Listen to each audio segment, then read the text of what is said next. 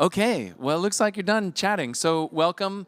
My name is Ethan Solovyev. I'm the Chief Innovation Officer at How Good. I'm also a sometimes chef and instigator at something called Regen House, which we won't talk about at all today.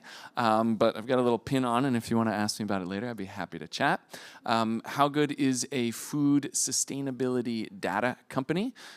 We've been around, actually this August, it'll be 20 years.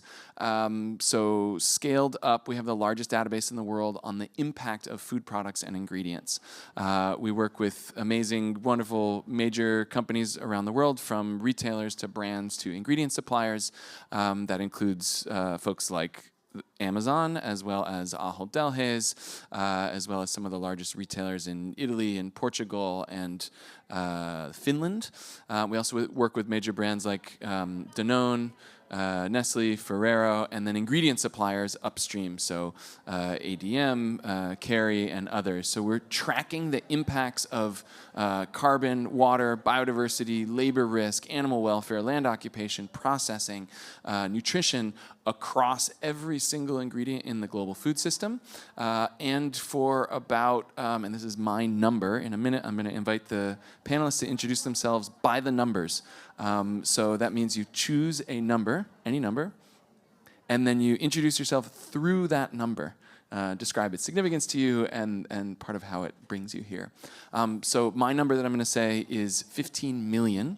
And this is the number of product carbon footprints that we have generated in the last 5 years. But the most interesting thing about these product carbon footprints is that it took about 4.5 years to do the first 4 million PCFs.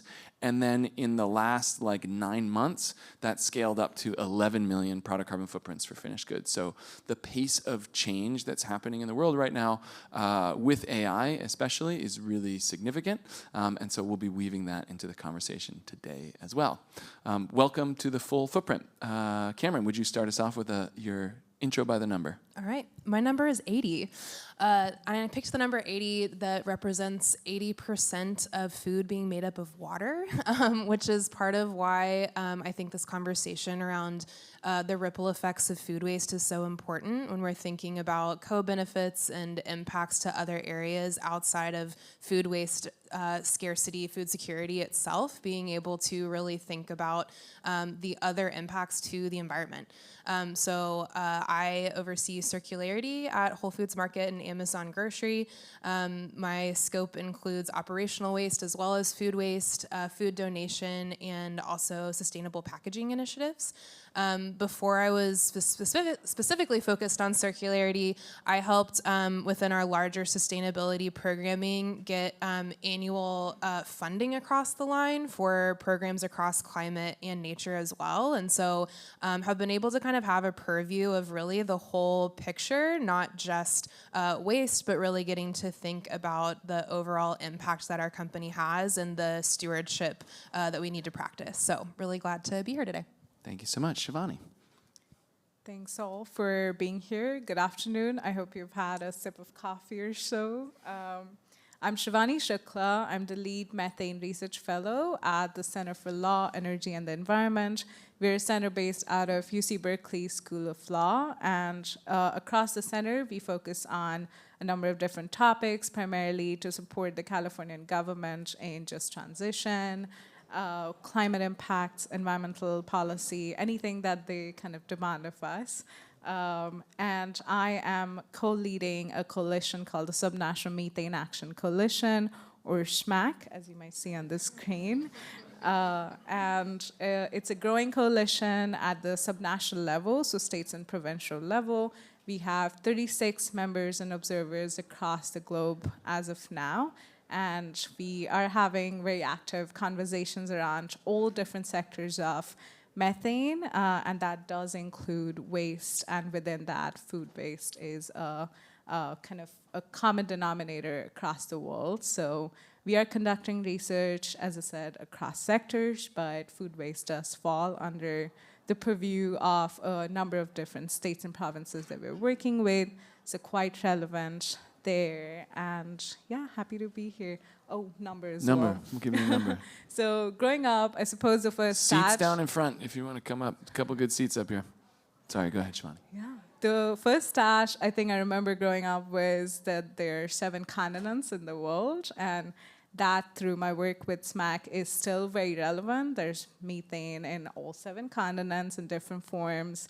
Permafrost is melting. There's more methane from that, but also anthropogenic sources are all over. So I think the number 7 still holds true for a lot of our work.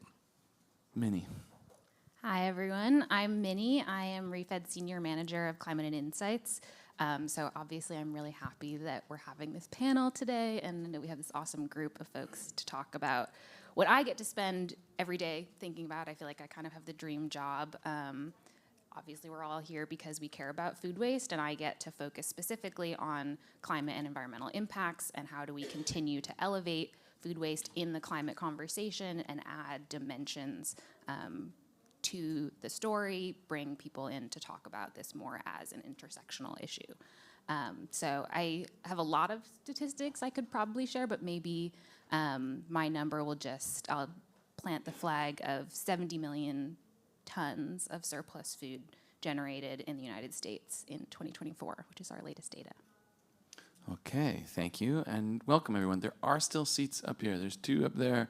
If someone can move my water bottle, there's a couple. So if you don't want to stand in the back, then please come out and up. I promise, at least for myself, I will not bite from up here. So, okay, let's go on, and I want to do just one piece of kind of framing. So this is a framework that I think will be useful to organize some of our thinking and conversation today. Part of the sort of theme of this session is that food waste is a climate problem, but it's also beyond a climate problem.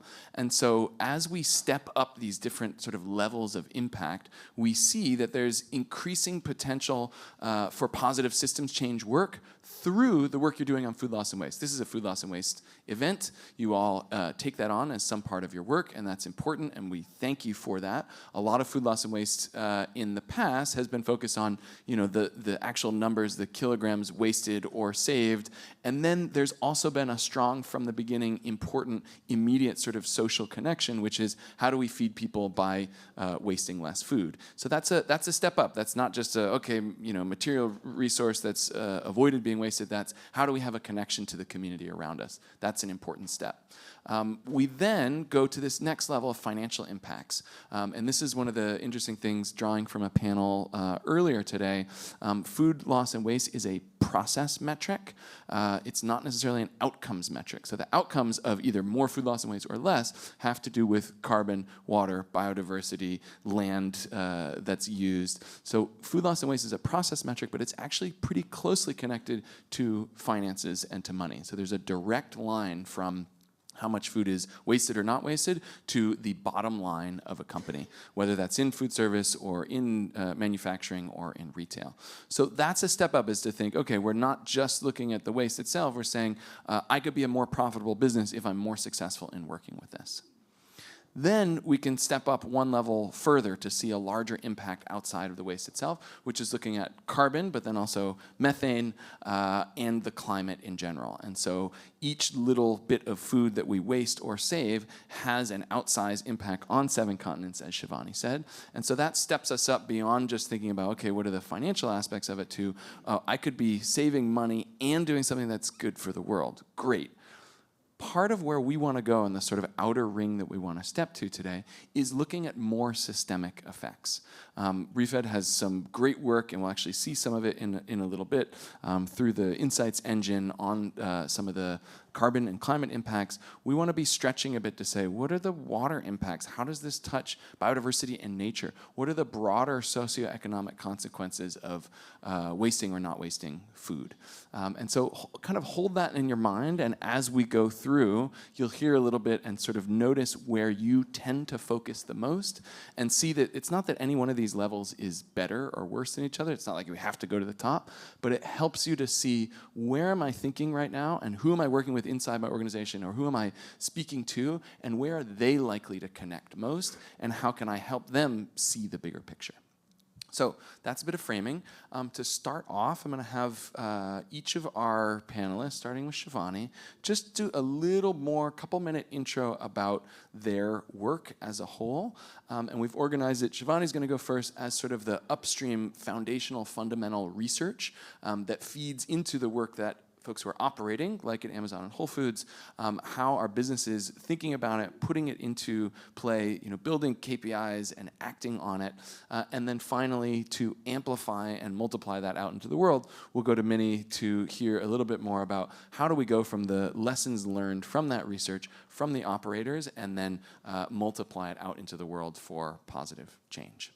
So, Shivani, over to you. Ethan.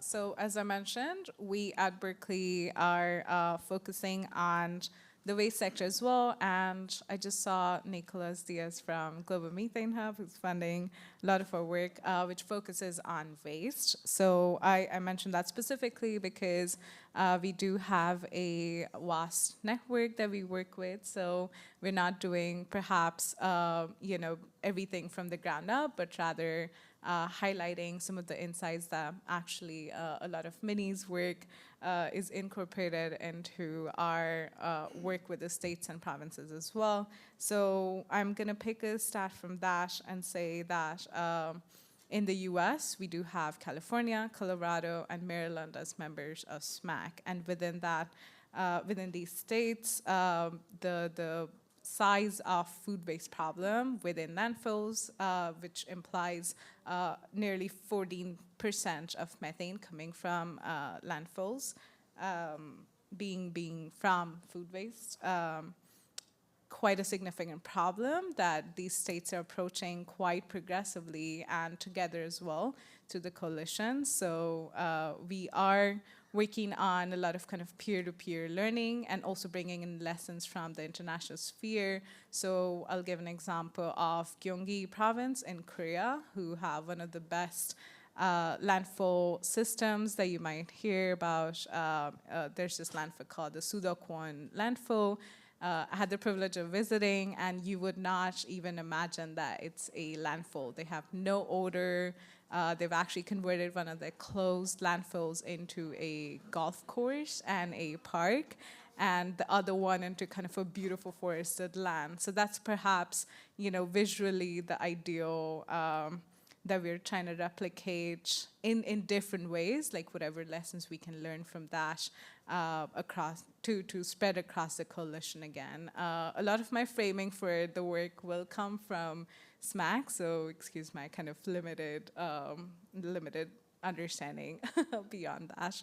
But so one of the challenges that we face over and over is actually challenges and opportunities are to kind of place this discussion such that it's relevant to a given region or state. So that's coming with a lot of learnings, and I'm much like Ethan, I'm also happy to chat with you afterwards around the specifics, but for now, I guess that hopefully that kind of framed a little bit of what we do. Awesome, and thank you for doing some of the foundational research.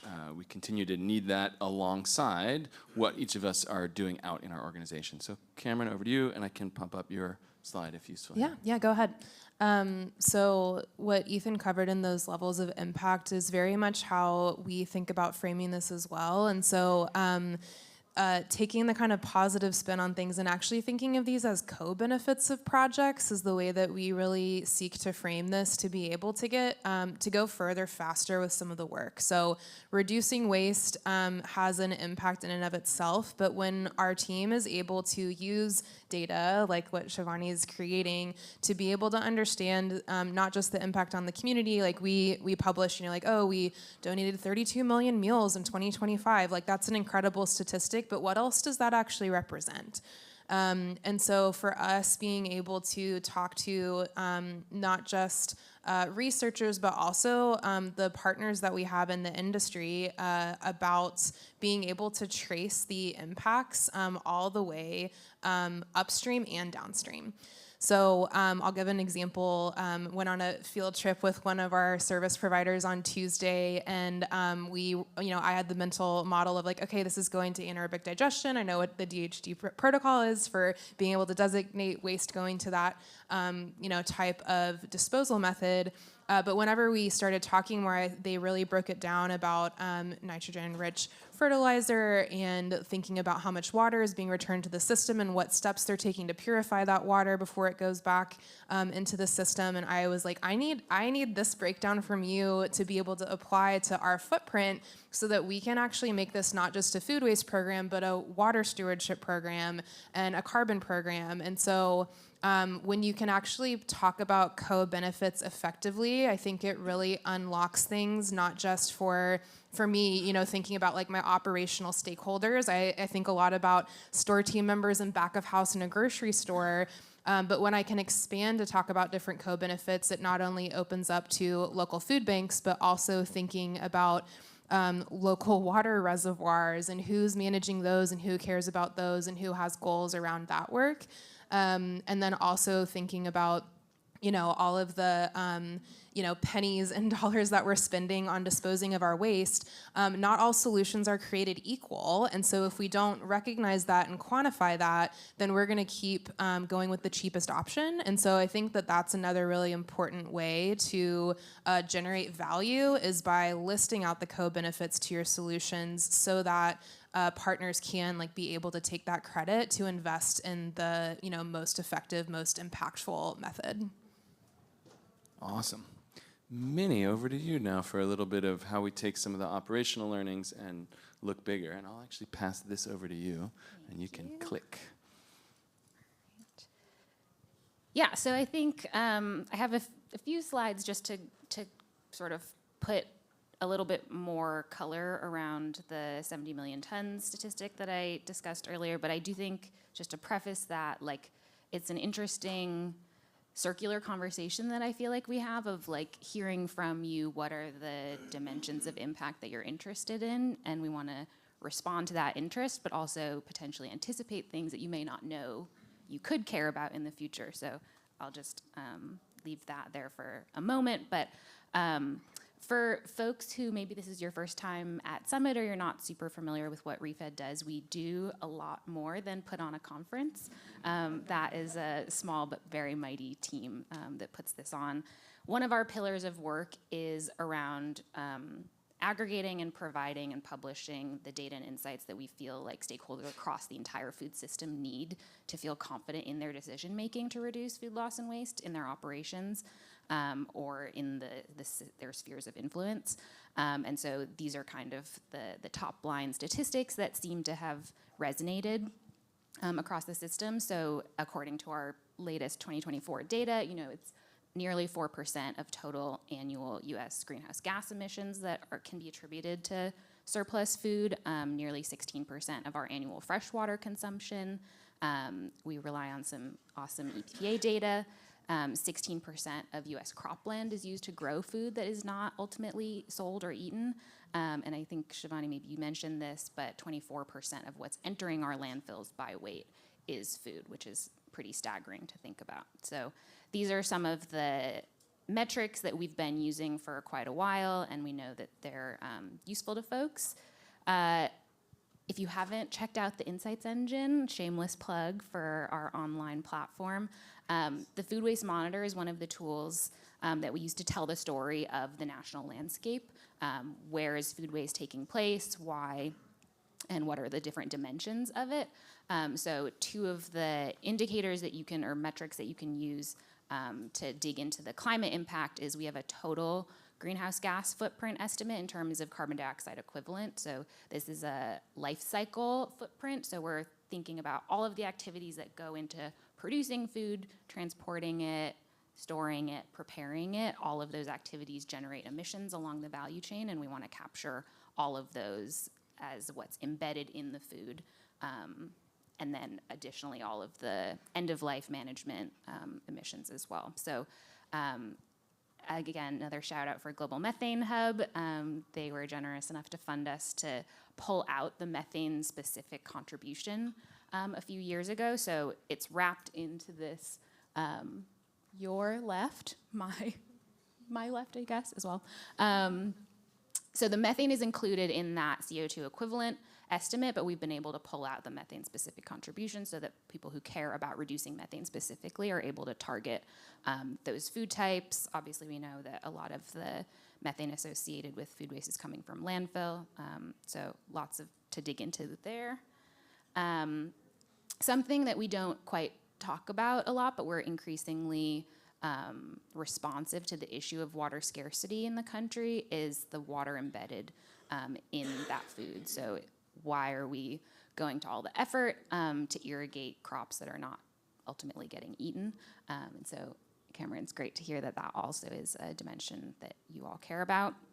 And then on that topic of trying to think more expansively about how we put language to the full cost of food waste. This is a new metric that we added to the Insights engine last fall, I believe. So if you're not familiar with the social cost of carbon, it's an economic measure of what the future damages associated with climate change would be in economic terms. So you're sort of putting a dollar on agricultural impacts, if there's flooding or heat waves or drought, what is the crop loss that you're experiencing as we increasingly anticipate and experience heat waves? What are the increased hospitalization costs? What are the increased air conditioning and energy demand that we anticipate, and things like that. So we've been able to put a dollar amount to that, and so if anyone has reactions to that, we're really eager to get some feedback on how that is landing and how it can be useful in decision making. I think that's my last slide. Okay, so I have one more. No, I'll pause on that. Okay, so I think a question that I have is, how have you hoped that people will use this data that you're putting out there? And then what are you actually seeing? How are people grasping it and getting it into life and decisioning? Is that happening? Do you wish it were more? Yeah, tell us a little bit about that. Yeah, so I mentioned that we're trying to equip stakeholders across the food system, so that includes food businesses, but it's also policymakers, it's funders who want to direct their dollars with the most impact. The social cost of carbon is a metric that is most commonly used in policy analysis as an input into general cost-benefit work, like assessing the environmental impact and cost of doing a new project versus status quo. I think there's things like the internal cost of carbon is increasingly getting used, but we haven't really heard of folks using this, particularly in the business side yet. So I think, Cameron, to your point about community impacts, I think the more that policymakers and funders are thinking about how the impact that they want to see of their work is translating to real human lived experience, we're really eager to see. I don't have a ton of data yet on who's using it, but shout out to the U.S. Food Waste Pact. Signatories that are part of that program will be seeing this show up in their reporting this year. Yeah, and getting people to, even when there's amazing data available, I know a thing or two about this, we have a lot of data, but getting it into the right places inside an organization so that it becomes decision useful and drives action is a non-trivial task. It turns out that the hardest thing may not actually just be getting the data, it may be getting it to the right place. Cameron, I wonder if you could comment a bit on this of how do you use external data sources like this? How do you use some of the internal data that you have developed in order to, make decisions internally? Yeah, I think one of the key things with data collection is that it generates actionable insights. I think that in the age of increased AI, there can be this effect where you think more data is better, more insights are better, but unless they're actionable, it only goes so far. And so I think that really trying to understand your organization's needs and demands, for example, that social cost cost of carbon slide, the way that I would frame that within my organization would potentially be more around like supply chain resilience. So when we're thinking about the effect of climate on that whole circle affects us. We're a retailer. We work with farmers. We have consumers that we're partnered with. We're also in food service essentially with our hot bar and salad bar.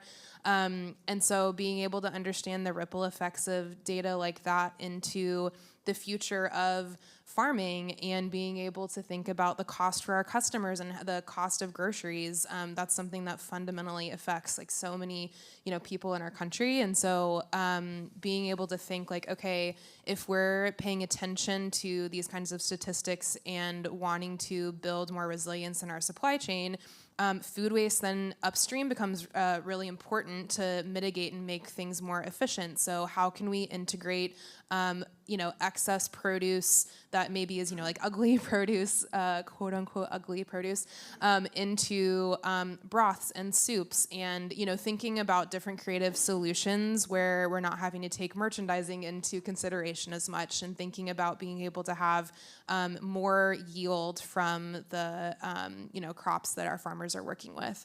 So it can lead us into conversations like that about how to be creative with the upstream impacts of waste, how to think about investing in farming communities today to have more climate supportive agriculture methods so that in 10 years we can still sell organic strawberries. Like, we need to actually build up our supply chain to be able to meet the demands of our customer as well as climate change. And so food waste definitely plays a role in that. And I think that being able to see the whole picture together when you're looking at carbon and pricing of goods and the impact to farmers and food waste, like that's the thing that actually gives you a chance to create programs where you're starting to connect the dots in a way that is going to create a more resilient business model that's truly sustainable.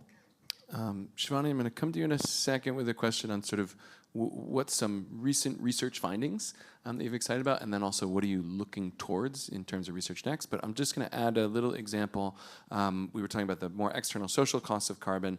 I have an example from one of our customers, which is a multinational finished good food supplier, and they were tracking their waste. They were tracking the waste that was happening in operations, but they were sort of tracking it but not doing too much with it.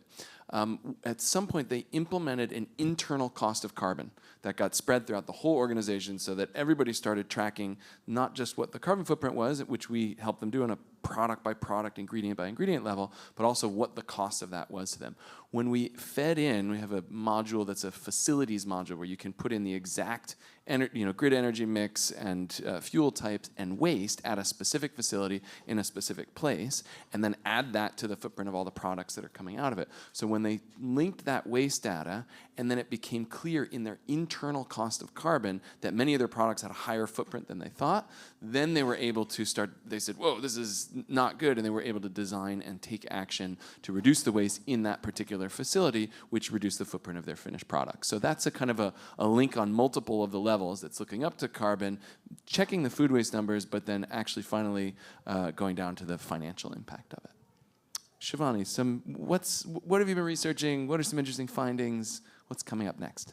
Yeah, actually, if I may also add to the previous conversation around kind of the data to action pipeline, I would say we are using a lot of kind of what Refed's doing, as well as, I'll mention this in the research wing as well, but a lot of satellite data that's coming to us around methane emissions, and then kind of combining all of that to educate and share with each of the state and province that we work with what their own regional profile looks like. So that's one kind of important, I guess, education being an important use case of, being able to take a lot of these metrics and data and then kind of making it as easy as possible for wherever policymakers across the world are at, and then making sure they're actionable, as Cameron mentioned, actionable as well as relevant to their particular ability, capacity, and all of that. So that's something to add there. On the research front, I believe one of the most interesting frontiers, so we're excited to be a part of is the satellite front. I know that we're going kind of skywards with this, with my input here, but with kind of satellites such as Tanager that Carbon Mapper released last July. I've forgotten exactly when, but it's sending a lot of data, beaming down a lot of data to us, and then we're able to see which landfills we might focus a bit more on, what the composition within this landfill is the second level of that kind of research piece that we do at Berkeley. And then just going kind of, again, back to the policymakers with this debriefing around, okay, here's a very cool kind of satellite plume image. What do you do with it? Where is it coming from? And then going down into the characterization mode and then seeing what they can do about a particular facility. That's a bit of kind of research meets data to action meets kind of what we love to do with the states. Yeah. I think all of us need to and have the opportunity to take more detailed data that we're getting from multiple sources and get it into that data to action pipeline inside our organizations. So for a bit of a mix it up here, I'm actually going to pose a question that is to everybody on the panel, but it's also to every one of you. And then I'm going to have you, again, chat with the neighbor next to you and see if you can answer this question for yourselves, and then we'll come back and give our thinking on it. So the question that I want to pose is, where in your company and organization could you bring new forms of data from a level, one of those 5 levels that we weren't, I'll put that one back up again, wherever the clicker is. That one. So where could you bring a sort of a new level of data and insights on the impacts of food loss and waste into your organization, into your operations, that would maybe have a different effect, that would wake something up, that would help people see something different or take a new action? Where would you bring it in, and how would you actually like embed it so that it becomes useful? So everyone can think with a neighbor on that for a couple minutes, and then we'll come back and pick up responses from the panel. Go for it.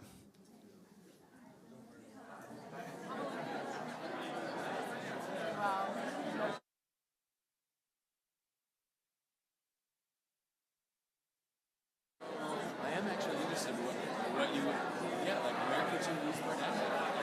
Or like how could you get it into decision making?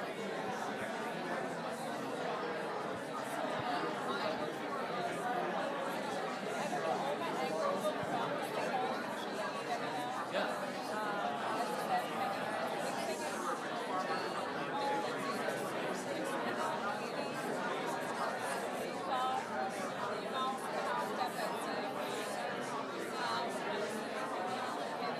So you would give it to policymakers, or who do you give it to? Your staff?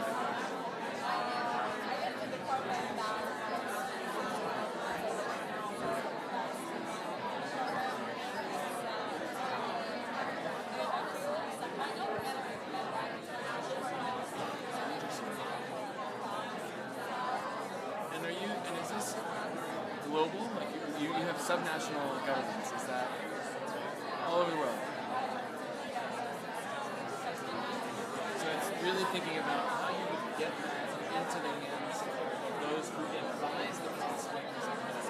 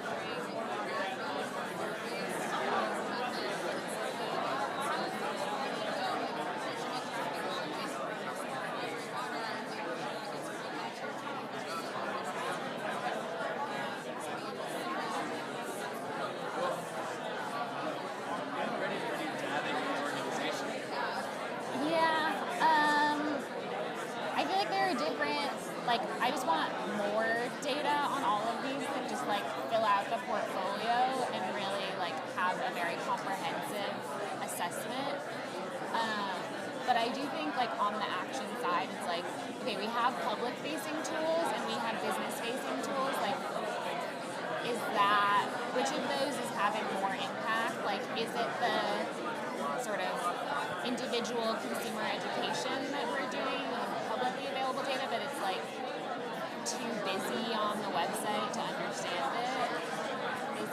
Is it like the one-on-one engagement that you have with businesses where you're like walking them through how to interpret it? Is that really like the game changer? Which is like, makes a lot of sense, but also is really hard to scale.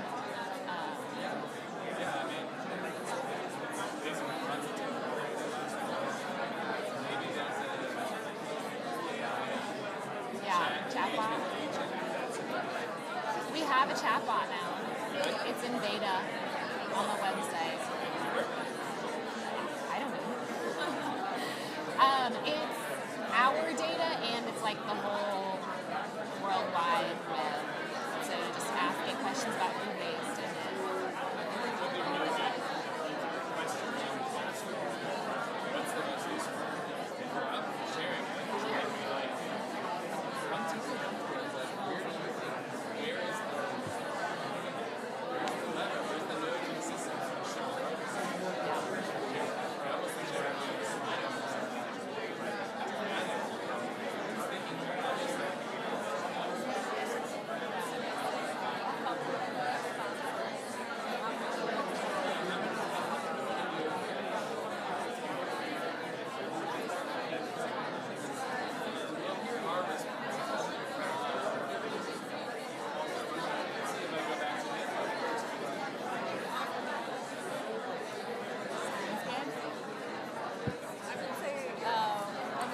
Okay, about 30 seconds. About 30 seconds to wrap up your thoughts.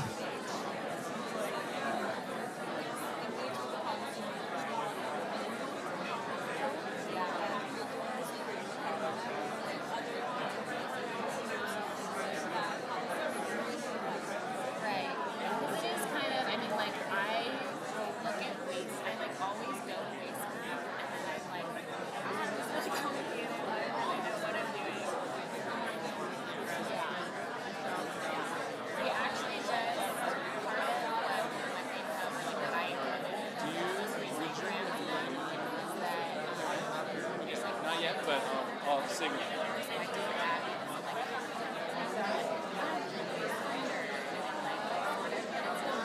How was dinner? it's not like a step. No. Step That was a great one. Last one. Sometimes we actually do have more to step through on the impact calculation. Kathy was telling me that. I actually So find it cool. annoying as like a power user myself.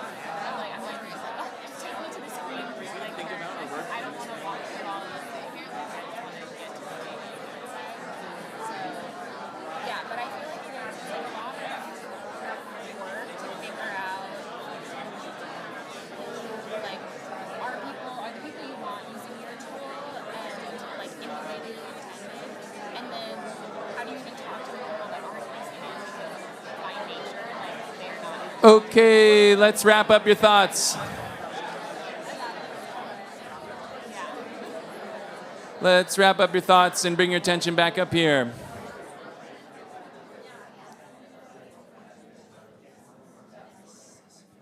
All right. In some ways, I want to like harvest and hear what you were learning and figuring out there. And we will pick up in a little bit. We'll run the mic around for some Q&A for our panelists. But I'm going to pose that question back to our good folks up here. Where would you get new data, either in your organization or see it out into the world, that would really, shift and change actions more systemically? Maybe let's go the order that we did. Shivani can start. Sure, yeah, I can start. So this could have been a good input for the research bit as well, but we're trying to build a customized inventory tool for states and provinces, which does include a lot of this data. So that's not a new level of data really, but we do see more inventory work being done at the national level because they have tons of kind of reporting requirements. So building an ecosystem and infrastructure such that the same kind of reporting requirements are also at the subnational level, such that it can also feed back into the national estimates and so on. So that's kind of just bringing in subnational level of data into action is something that we think about a lot. It'd be incredible to have it in the hands of every state government or every province government around the world, so that their policymakers, and even you were talking about like the Department of, sometimes it's agriculture, sometimes it's environment, would have that ability to see and then make plans with it. This is similar to, this is great, I love this idea. I'm also trying to figure out how to take some of HowGood's data on carbon, water, biodiversity and get it into the hands of cities and then also nations as a whole, so that they could use it for more detailed granular modeling of reduction planning, so that we could hopefully even influence the NDCs and the NBSAPs, which are the national policy plans connected to the global UN conventions. So thank you. Great idea. Cameron, what are you thinking inside Amazon? Yeah. So I think for me, it's really about getting more stakeholders within Amazon involved, because when you're working in a large organization, people can get pretty focused on their single issue. And so there's a whole team in Central Amazon Worldwide Sustainability that's focused on water. And they're doing projects around like aquifer restoration and thinking about investing in, like physically, improving waterways.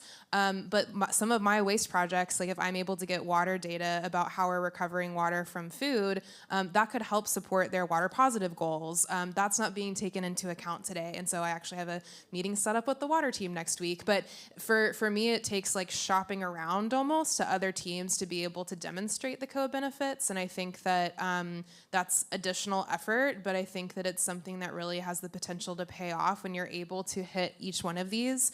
The carbon one is a little bit more connected in that we have to share, our carbon footprint and do that accounting every year. And so more granular data will only help that get more accurate. But then thinking beyond that, I already mentioned water, but we're working on an animal feed program and thinking about the benefits of avoiding additional crops going to feed animals and being able to feed people. Like, what does that do for land use and biodiversity when we're not thinking about additional like corn and soy?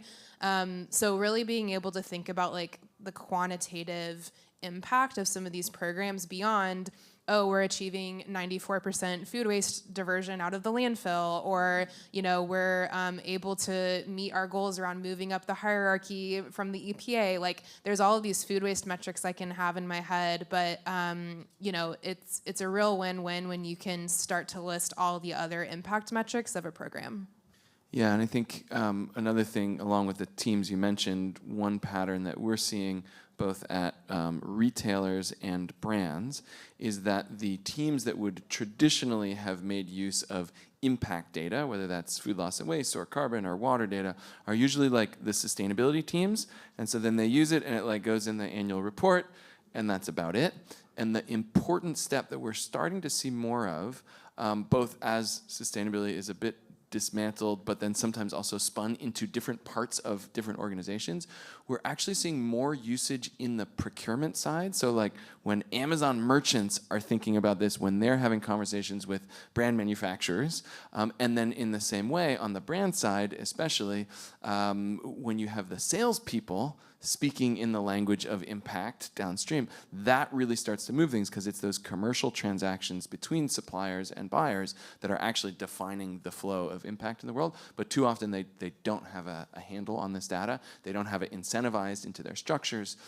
So we've seen a couple examples recently where somebody's going out to tender for an RFP, and they're including carbon, waste, and water data as part of that RFP, so it becomes part of the commercial transaction.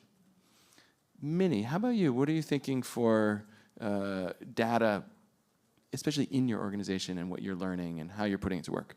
Yeah, I think I want to double click on how we're putting it to work, because I think it's something that I've been grappling with a lot, is like, how do you best expose all of, information overload? How do you make that useful to people? And part of the problem with catering to a lot of different stakeholders is that everyone interacts with the data and needs it in a different way. And so we have public-facing tools that are meant to be really accessible and really sort of foundational in terms of providing this platform where anyone can go in and explore and go as deep as they want. But it can be kind of overwhelming. Sometimes you don't really know how to use the tool. And on the other side, we have business-facing tools where there's a lot of kind of one-on-one advisory that goes hand in hand. And is the theory of change that actually your level of engagement and the depth of that engagement is what is driving the change more than the insights themselves? So I think understanding who our like power users are and better tailoring the way that we present information feels like it would really level us up. And then maybe like the frustrating part is the people who are not currently using our data and tools, how do we get access to those people, because by nature we are not already interacting with them. So there's a big invitation there for any of you who work with Refed data or thinking about it to come and connect with Minnie on what have you found most valuable, and then also if you know some other people in your organizations that it would be good for them to see this sort of data, I'm sure they'd be willing to help get it there, but also hear about who that is. So please connect on that. I would love to pick up some questions from the audience. So yeah, what are some things that you'd love to learn or hear directly from the research side, from the Refed side, from the Amazon side? What questions do you all have about impact data beyond just looking at the waste itself? There's one right behind you there. Hi, I have a question for Minnie. I work at a food rescue nonprofit, and I'm wondering about the social cost of carbon and how that compares to some of the work being done at like carbon offsets and carbon credits. Is that like a one-to-one estimate, or is that pretty separate? Yeah. Hi, Katie. Good to see you. Yeah, I would say it's completely different. I mean, it's a way to put things into financial terms and have a cost or benefit associated with it, but it is, I think, a pretty the carbon credit space is market-based, and it's sort of a subjective assessment, I would say, of what carbon reduction is valued at. There's a very detailed and, in my view, a little more objective evaluation associated with the social cost. And we borrow the EPA methodology for that. Thank you. One here, and then after that, there's one in the back there. Hi, my name's Natalie. I'm with Rust Belt Riders Composting, and we're one of the grant awardees this year, so thank you to the Refed team. We're a community composter based in Cleveland, and as we start to look at ways we can provide better impact reporting to our current clients and take on larger and larger clients in the greater Cleveland area, I'd love to update our metrics. So we have a Google spreadsheet where we plug in our tonnage and it spits out, here's what we pop into our impact reports. But do you have this data broken out into the direct impacts of composting, like per ton, or how granular does it get, and can we use it? Yeah, so if you go to insights.refed.org, there is a tool called the Impact Calculator, and it is meant to be a scenario analysis tool where you can plug in, you select the sector that's generating the surplus and enter the volume, and in the categories of like what the destinations are that it's currently going to, and then there's an alternative scenario where, let's say, 50 tons a year are going to landfill, and you want to implement a program where you're composting 50 and preventing 50, and it'll do a side-by-side comparison in all of those dimensions of total greenhouse gases, methane, water, etc. Insights.refed.org. And also get yourself out of spreadsheets and ask some AI agent to build you a little app, because they'll do it so fast right now, and it's mind-blowing the visualizations that you can get and then offer on a client-by-client basis. It's really pretty fascinating right now. There's one person in the back in the black jacket that I had seen earlier, and then we'll come way back up to the front over here. Hi, I work on the Zero Waste program servicing the back-of-house operations at the Denver airport. We work with a ton of restaurants, and one of our biggest challenges is the sophistication level of a lot of the employees we work with. So we might be working with populations that are extremely culturally and language diverse, but also may or may not be able to read and write in their native language. I've heard that climate change is caused by the sun. I've heard that compost or plate scrapings, there is a misconception that plate scrapings that are going into the compost are being sent to individuals to eat, and so they have an ethical obligation to that. How would you suggest communicating with those individuals? Yeah, I would say we have a pretty diverse workforce as well in back of house, and language barriers and myth busting is definitely part of strong program adoption. And so I think that one of the things that we've reiterated a lot is training and then signage. So mandatory trainings about sortation is something that we do, and we have to do it at the site level because recycling is different from jurisdiction to jurisdiction. What's accepted in composting is different from location to location, and so we actually worked with a partner to create site-specific signage in the past couple of years. So rather than just a generic, like, here's what it means to compost, like, here's what it means to compost at your site.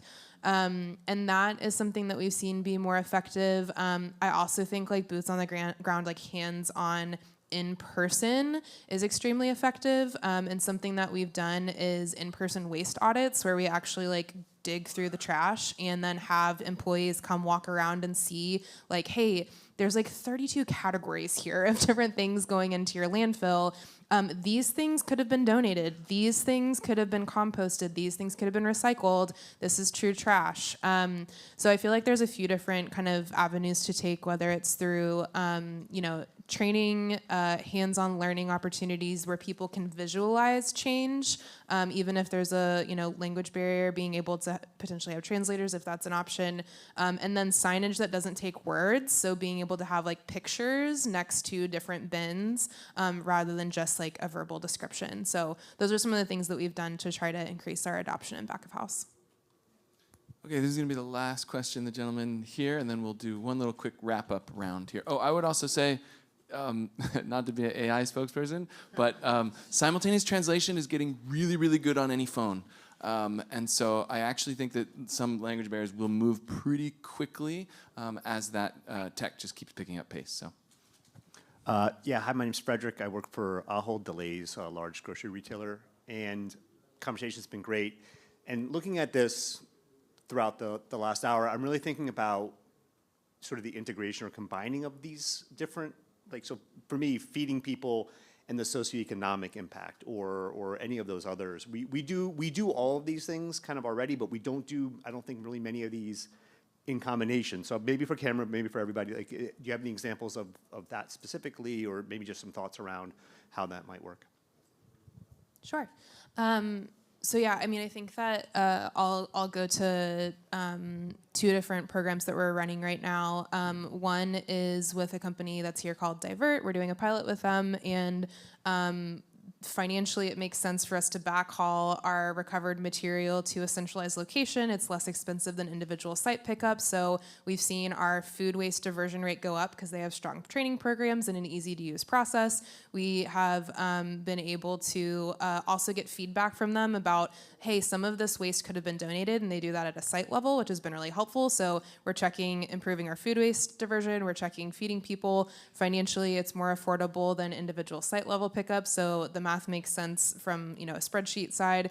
And the place that we're trying to improve now is beyond that. Understanding the breakdown of, hey, how much of this, this isn't just all going to anaerobic digestion. What percentage is going to be, energy, and then what percentage is actually going to be, a liquid fertilizer? What percentage is actually recovered water? And being able to then apply that to actually put numbers against the potential carbon impact for one. So, hey, if we had actually, rather than making this waste diversion choice, what would it have cost us in like our carbon insetting program in our supply chain to help upgrade a farmer to solar versus, and we should do all of it, but just being able to actually try to compare apples to apples across programs within your portfolio. And then similar with, water capture, we're starting to set goals in water scarce areas. How can we, double down on being able to identify like, oh, we should get credit for how robust some of these programs and solutions are. And so I think that being able to, I feel like typically my team ends with the financial impact. Like we'll think about food waste, we'll think about feeding people, feeding animals, and then this is a space in sustainability where like the math usually maths. Like, food waste is, a defect in an efficient process, and so there should be a financial win there. But if you can make it also a carbon win, a water win, a biodiversity win, like how much additional value does that add compared to where else you might need to spend to offset the same amount of carbon? So I think those are really interesting conversations to start having as an industry. And so let's wrap up. Shivani, a brief comment from you, and the same question to Minnie. What is your sort of recommendation that you would point people in this room as they're heading out and forward with this beyond just waste, beyond carbon data? What do you recommend? So I think our baseline, don't be scared to reach out to your local researchers, so universities, and then also your state officials. Having worked with 36 sets of policymakers across the world, they're very much eager to kind of have your input and insights into their work, and they're always good to chat with. So that would be my, hope you take that with you. +1 for more research because we use it a lot. Project Drawdown, I think, says every job is a climate job or can be a climate job, and clearly you're all here because you care about the issue. But I think, to your point about like all of this matters outside of sustainability teams. So how do we continue to make this a part of every conversation, integrate it into every discussion about the work that we're doing? Even talk to your Uber driver. Convert them one by one. Okay, we're going to wrap up here. I would say if anybody wants an AI transcript and summary of this session, I got it on my phone, so just send me an email and I'll send it back to you. Ethan at howgood.com, and give a big round for our panelists.